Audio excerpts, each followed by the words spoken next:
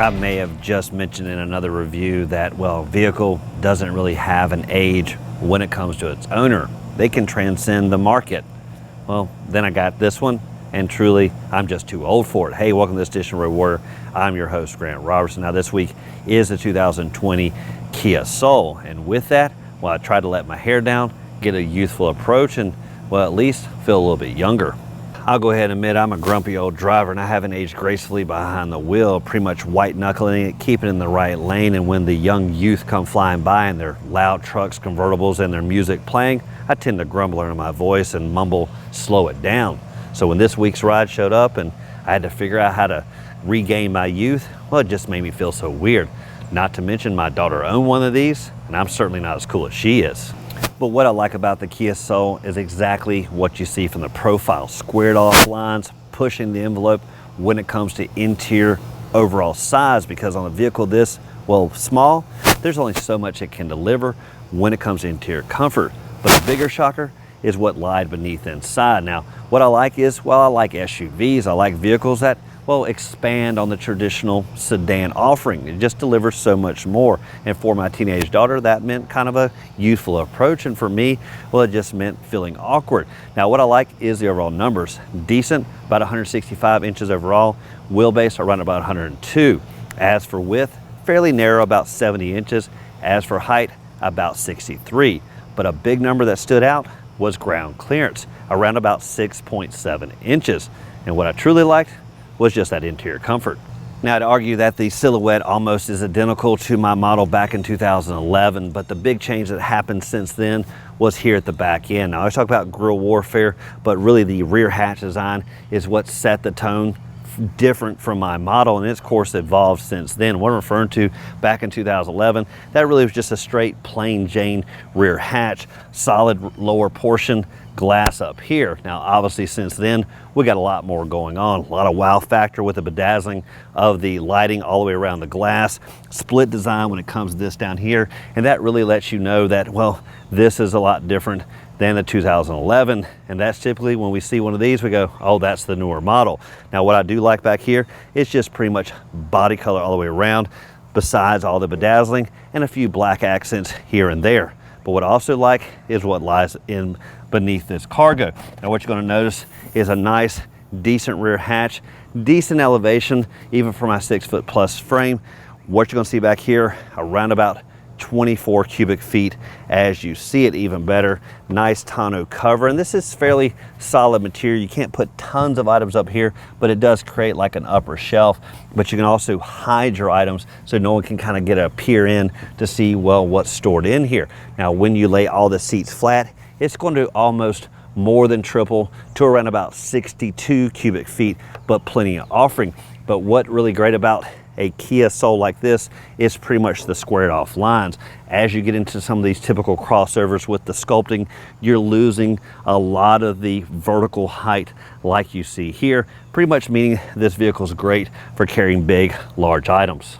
Down a little bit closer, nice rigid kind of protectant here for the rear carpet, nice and Velcro. That's really kind of a nice feature that keeps this from sliding around, even though it is pretty much custom fit back here. Now what's interesting was the lies beneath, deep storage area, but what you're also going to see is a nice spare. It's amazing how much upper elevation this has, so you actually have some decent storage even with the spare tire down below. Grille warfare typically is in the literal sense, the grille and how it sets off the front end, but I'd say the bigger conversation is all the lighting and what's going on up front. Now first off, with the grille, huge open mouth look, low on the overall design. Nice kind of port design, but really this is about the only airflow through here. Most of this is blocked on either side, but just a nice implied overall look. But when you get down here, huge open mouth overall to the grille. As for the airflow, this is pretty solid right through the middle, but these little pockets of hole really allow the air to breathe through. Now interestingly, this is quite set off from the radiator. It's actually a huge amount of kind of pocket of air back in here, so this actually protrudes quite a bit. Body color all the way around, and really if you argue where's the real bumper, well, it's just not the case. This is really kind of just an implied fascia grille that's going on here, just a really sculpting of design. But the bigger story really is the headlights, really with just a multi-beam up here, really nice and kind of menacing. And as you sweep down, lower fog lights, and you got a lot of glass and lens going on. Now, when you look at this upper light, you can see over there, that's actually the hazard, the blinker lights that are built in there, but really just a lot of things going on. And what I like is kind of the approach with this really wrap around here, bedazzling, menacing look, and almost kind of a wide, kind of in your face, open look to this lower portion. When it comes to overall design, it's pretty much straightforward. Nice straight lines. That, of course, equals to the interior comfort and, well, all the interior space. But the Kia has nice standouts. Huge offering when it comes to that grille, really setting off the tone. The rear hatch, again, with that really innovative design. And when it comes to the engine, well, modest offering on here, but a huge amount of hood to really get inside. So, well, I just wanted to pop it and see what's under it. Now, what you're going to see, again, huge amount of sweeping hood, allows you really to dive in, and what that's going to reveal is a nice turbocharged engine. Now, specifically, that is a 2.0 liter inline four cylinder. Now, it's going to deliver around about 147 horses and 132 foot-pounds of torque. Now, the engine can be coupled with a 6-speed manual, or it can come with the intelligent variable transmission or the 7-speed dual clutch transmission. So you have the IVT, the DCT, or the manual. My grumpy old driver usually tries to, well, minimize that when I get behind the wheel. And, well, it all started first thing when I climbed in the Kia and, well, looked around.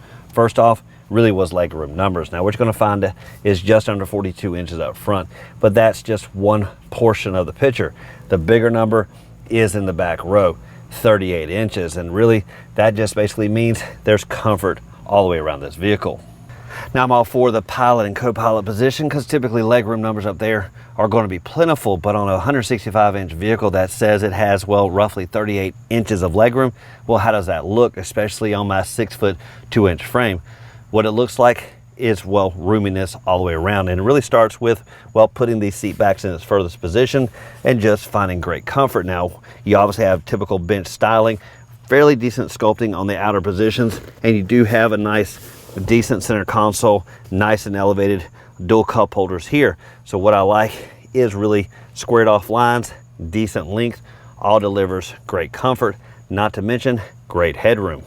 Now, one of the first things I noticed really was this huge oversized widescreen, really 3 quadrants that you can select between, as well as scroll through some other functions. Really easy to use. You can simply press it one time, go full screen. This is your home button. You're not going to find it down below, but it gets you back to this screen as well. If you do want to change some functions here, just simply hold it. This will give you your presets. You can scroll over here, like if I want to clock instead of the map, I can simply take it, drop it right there. Now I've got my clock there on the left side, which I technically prefer than a map. This really nice and integrated and easy to use. What's also great with a big screen like this, really minimizes the buttons down below with just simply the volume, everything nice and illuminated, but with nice shortcuts here. You'll find dual zones up front, temperature select on the side. Obviously you can sync them up. Here's your temperature reading in the middle, as well as your fan speed done by the button, and you'll see it obviously change there. Real simple controls, real easy to use. Between the front occupants, you will find dual cup holders, nice springy grip to keep the drinks in place, as well as a nice elevated center console that easily opens, and you will find nice deep storage. The only thing you won't find is any lighting to help illuminate it at night.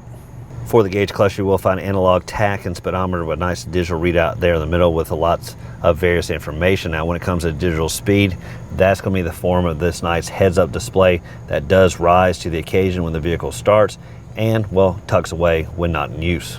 On the steering wheel on the right side, going to be your cruise control. This button here really relates to the screen up above, finding different information and settings, as well as setting your spacing down here when you use the adaptive cruise control. On the left side, volume, tune select, and all your various functionality with your entertainment. Over on the left side, you do have controls to turn on and off various functions right down from the blind spot awareness, lane departure, heads-up display on and off, as well as the auto stop, auto start feature related to the engine. Between the front seats, you do have heated controls for both front occupants, 2 levels, just simply turn them on and off. Do have driving mode as well between normal and sport, just simply select it, and you do have a heated steering wheel.